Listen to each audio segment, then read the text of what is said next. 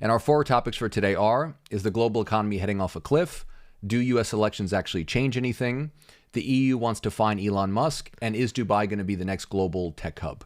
Woo! So with that, I finally got it. So with that, Vlad, I'm going to ask you the first question. Are you ready? Go ahead. I see some papers here. So I see you did a lot of research this week. I actually did. You did? Yes. Excellent. Yes, I actually did, because I really love these topics. Good. Okay, so you're ready for the first question? Yeah, let's go. All right. So the IMF, the International Monetary Fund, on their website posted an article from their October 2024 Global Financial Stability Report, highlighting that high economic uncertainty may threaten global financial stability. Is the global economy at risk of heading off a cliff? Wow, great question.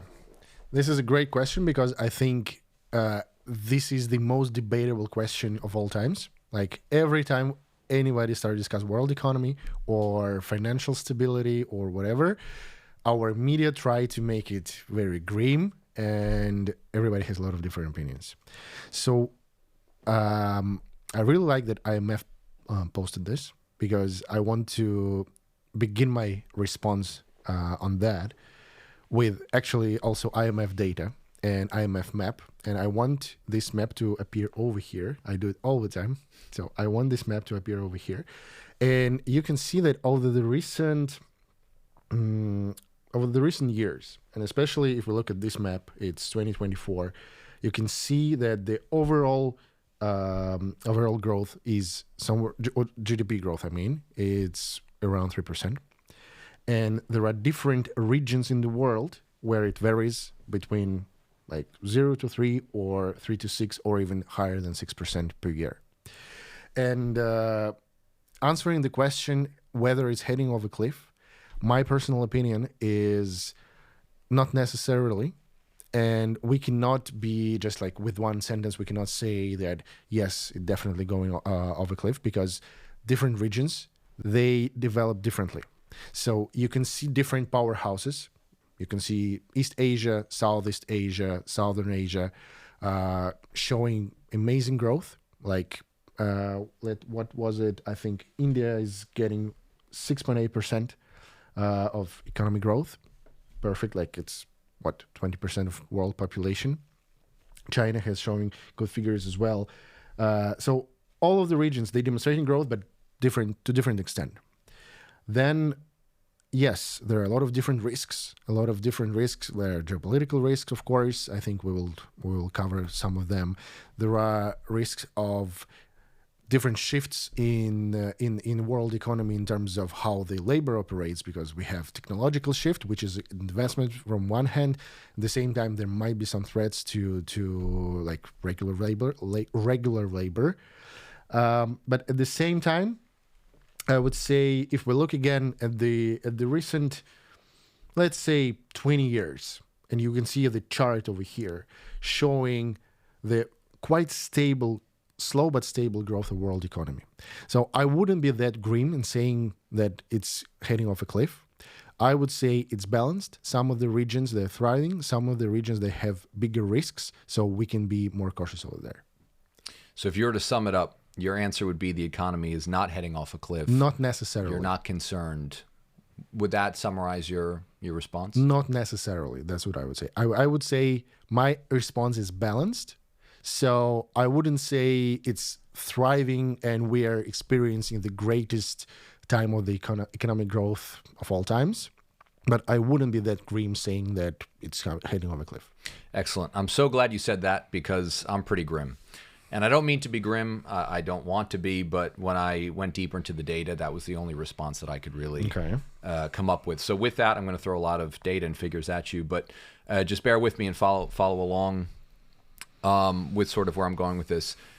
There's a couple of reasons why I think the global economy is heading off a cliff. Okay. It doesn't have to be right away. It doesn't have to be immediate. It doesn't have to be necessarily, as you said, the entire global economy. But by and large, I think the economic reality globally is going to be quite poor for the foreseeable future, and possibly relatively soon. And the reasons for that are a few.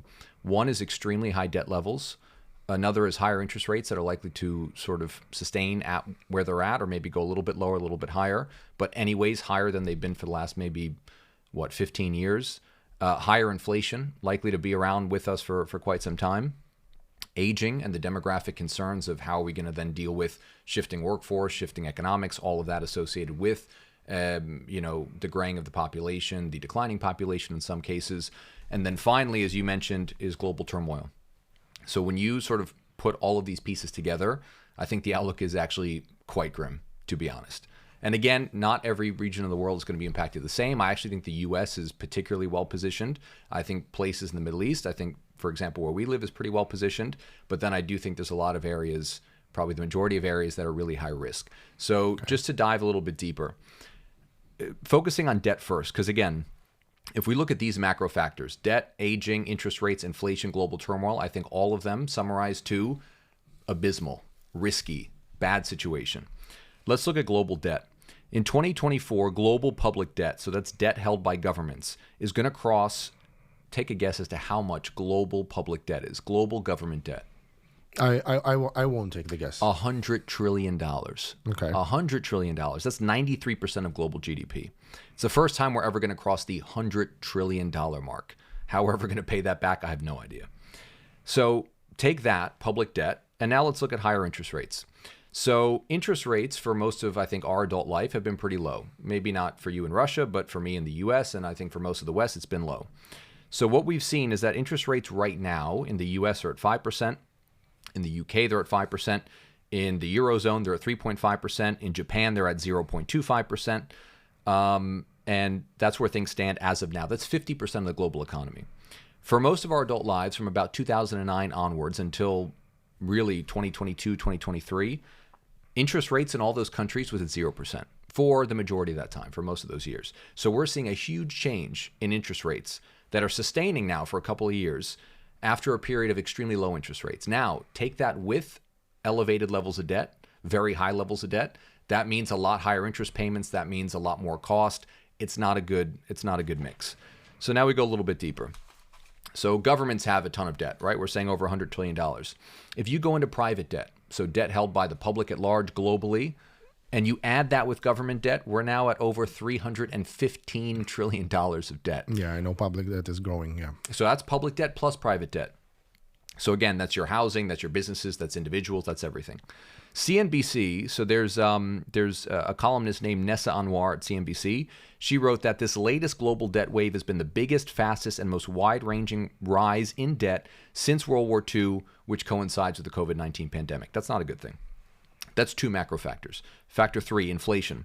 One 2022 article in The Economist cites the head of the Bank of International Settlements, Augustine Cartens, who says that we might be on the cusp of a historic change in the inflation trend. So from about 1980, you had globalization, you had supply-side economics, and most of the developed world, most of the Western economies, were seeing a sustained decrease in inflation after a very turbulent 60s and 70s.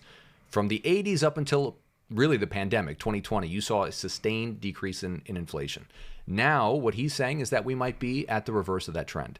So if we're looking at high levels of debt, higher interest rates, higher inflation, all of that does not portend positivity for the global economy moving forward. So why do we expect inflation to stay high? Higher spending because people are getting older, because there's higher interest rates, which means you need to pay interest on the debt. So to give you an idea, the U.S. this year paid, I think it was about $850 billion in interest payments on the debt. $850 billion. That's more than we pay on defense. The entire defense budget, the largest defense budget in the world, the U.S. paid more on interest payments because of higher interest rates, paying for a huge debt pile. I think we're now at like $35 trillion. Okay, so that's one reason for higher inflation. Aging population. We're going to have fewer workers, less labor. That means labor costs go up, higher inflation. And then finally, deglobalization. So again, more tariffs. Countries are competing. That's going to raise costs, going to raise inflation. Not good. So then finally we get to global turmoil. So all of these reasons to me are painting the pretty grim picture. I don't know when that's going to hit, but I think at some point we are going to have to deal with this. Global turmoil. The World Economic Forum conducted a survey of global banks in 2024, so this year, who said geopolitical tensions were their top concern. 83% of global banks said that, which is unique. Again, rarely has geopolitics been a top business concern in our lifetime, but now top global banks are saying that is the number one concern. They also cited that was for the next year. They said it was their top concern, 86% over the next 10 years. So they're seeing this as a sustained risk moving forward. Okay, so that's again global turmoil. Why does global turmoil matter? Trade routes, tariffs, and energy. So let's go into energy. Let's just do each one real quick. Russia, 10% of global oil production, for example, fighting a major war in Europe. The Middle East, there's tensions with Iran, right? Iran produces 3% of global oil supply. 20% of global oil and gas supply goes to the Persian Gulf, which borders Iran. So again, these are areas of the world where if there's any concern, conflict, anything, global energy is a big risk. In 1973, OPEC embargoed the West, if you're aware of that, if anybody's sort of aware of that. But that was during one of the major wars in the Middle East. They cut off oil supplies to the West. It resulted in about a 7% decrease in the global oil supply, and it caused a huge global recession that, again, took a few years to get out of, caused, again, massive dislocation, big recession and everything. And again, we're talking about 20% of global oil and gas supplies, not 7%. So the ceiling of what could go wrong is much higher. Not saying it's going to go wrong, but again, the risk factors, I think, are tremendously escalated here. So then trade, and I'm going to try to be as quick as possible. China, Taiwan, and the U.S., massive tensions, right? CNBC cited an article from 2016. There's not all that much reliable data since then. 60% of maritime trade goes through Asia, 21% of global trade through the South China Sea. Where is Taiwan, China, and all of this issue? The South China Sea. Another huge risk to the global economy. 21% of the global economy. 21% of global trade, I should say, going through the South China Sea. Tariffs obviously raise a big risk. U.S. and global politicians want to raise tariffs, protect their industries, and all of that.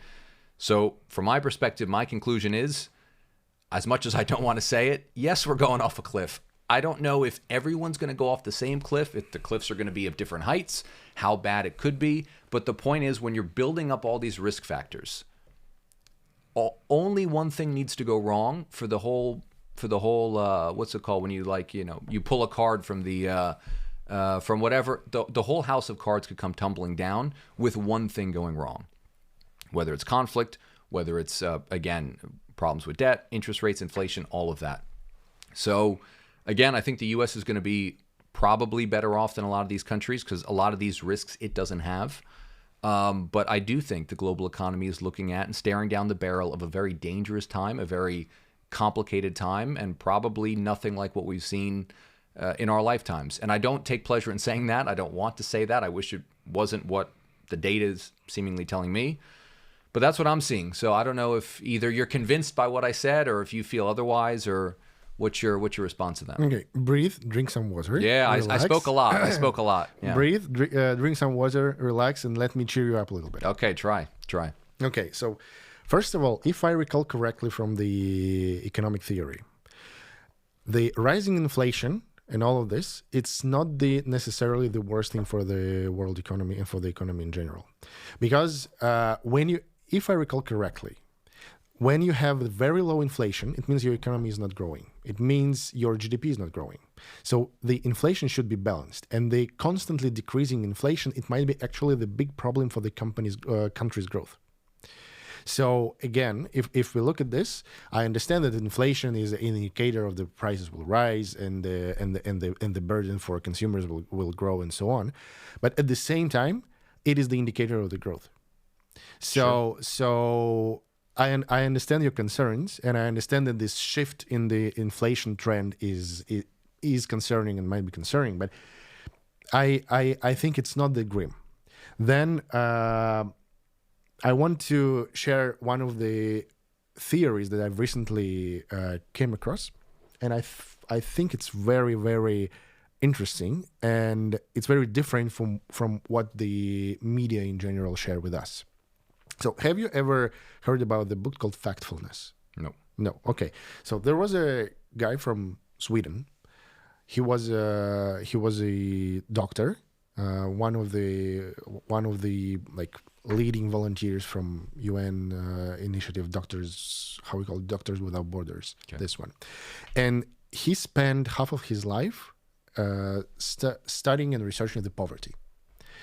And he spent a lot of time in the very poor countries in different African regions where you can imagine the poorest people on earth. Okay. And he suggested to divide the overall income into 4 different buckets. So one bucket is when a person lives and gets less than $1 of income per day. The next bucket is between $1 and $4 per day. The next one is between 4 and 16, and the next one is between 16 and 64. Okay? I think we'll, again, show this picture over here. Okay. Where are you going with this exactly? Yeah, exactly. So how many people do you think live in the first bucket with $1 per day? No idea. No idea. So today, there is 1 billion population, world population lives in this bucket. Mm-hmm. In the second bucket, for $4 per day, we have 3 billion population. Then in the bucket of $16 per day, we have 2 billion. And 64, where majority of the northern, western, whatever world you call it, when majority lives, is another 1 billion population. Okay. 200 years ago, how many people do you think lived in the first bucket? Okay. 95% of people. Close, 85%. Okay. 85%. So where are you going with this stat? 20 years ago, how many people do you think lived in the first bucket? What is it now? What did we say? It's 1 billion. So what is that? 12.5%? Now we said 1 billion. Yeah, it's so like 12.5%. So back then, 20 probably 20 years ago. 20 years ago, I'd say 25%. 50%. 50%. 50%. Okay, great. 50%. So over the recent 20 years. Can I tell you why that is? Go ahead. Globalization. Globalization, free trade, the perfect demographic situation where you had the largest class of young working population where people weren't having all that many kids, which at the time was okay because, again, you had all the supply of people working, all the money going right into the economy. But what I'm saying is that that trend is now reversing. So, again, deglobalization, to me, is one of the biggest risks to the global economy. Deglobalization has been with us for the recent 15 years. 15 years? 15 no, years, absolutely yes. not. Yes. Wait, did you say 50 or 15? 15. No, not Globalization really. has been with us for recent Not 150. And deglobalization has been with us for the recent 15 years. When they started all these regional agreements and all of this, these are the signs of deglobalization. When your whole world is becoming divided into different economic centers. So again, it's not that grim. It is. Even though you you don't have like the full scale like global like super tight economies of all the countries in the world. Your world is dividing into different regional economic centers, but they still cooperate. Like let's take Southeast Asia as an example. Okay, this is like one of the best examples of the regional economic cooperation. Okay. All the Southeast Asian countries like Singapore, Malaysia, Indonesia, and all of this. Of course, they're part of the global economy, but the main growth within and like all the consumer goods, they're growing within this region. Sure. They're part of the global economy. I'm not arguing with that, and they're part of the globalization. But at the same time, they focus also on the regional economic integration. Sure, that's the fine. same way as you see in European Union, Sure. in different like even African economic community. Sure, but that's a good thing. So again, whenever that's what I'm saying. No, but what I'm saying is that's all moving into reverse. So what I'm saying is, take 2016 for example. To me, that was the high moment of globalization. That was right before obviously Trump, who's a protectionist. That was before a lot of Europe started to go right. By the way, Biden has been a protectionist as well. Yeah, so true. American politics has moved right on trade, on tariffs, regardless of the president. And I'm not taking a position necessarily as to good, bad, right, wrong, but that's just what happened. So in 2016, one of the campaign issues at the time was the free trade agreement with Southeast Asia. There was the Asia-Pacific Partnership. Yes, I remember. TPP. Trans-Pacific Partnership. There we go. Thank you. TPP. That was one of the big campaign issues. Trump came out against it. Hillary said it was the gold standard of trade, whatever the case was. And that didn't go through. Yeah. It didn't go through because, again, the wave of globalization, the tide of internal politics around trade had turned. Ever since then, what have we seen? Tariffs between America and China, tariffs between the U.S. and the EU, trade barriers going up a lot of places, renegotiating trade deals. The U.S. and South Korea did it. The U.S. and Japan did it. The U.S. renegotiated NAFTA, for example, the North American Free Trade Agreement. They then put through the USMCA, the U.S.-Mexico-Canada Agreement. All of these things are more and more protectionist. So again, you can say what you said, and I agree with you. And that, to me, is the optimist argument, which is the global economy over time does outperform, living standards get better, all of these things happen. I'm not disagreeing with that, because history would suggest for the last 200, 250 years, that's exactly reality. That does not mean, however, that there are not brutal 10, 15, 20-year periods within that. The Great Depression lasted, what, 10 years maybe? 10, 15 years? Caused a lot of harm along the way, a lot of trouble along the way. There was terrible periods during that period of time. The 1970s was an awful period of time for the global economy. So again, U.S. stock market dropped 50%. I think some European stock markets dropped 75%.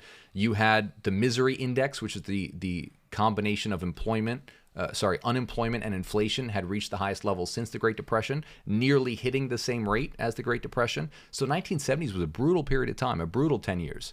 You saw two energy crises, one in 1973, one in 1979. I'm saying I think that's what we're entering, which is going to be a brutal period of maybe it's 5, 10, 15 years. But I think if you add up all of these risk factors, again, totally agree with you. The long-term outlook is positive because, again, human ingenuity, we as human beings, we tend to persevere. We tend to grow the pot over time. The one difference this time around is populations are declining. Perhaps that could be offset with technology, with AI, all these things. I hope so.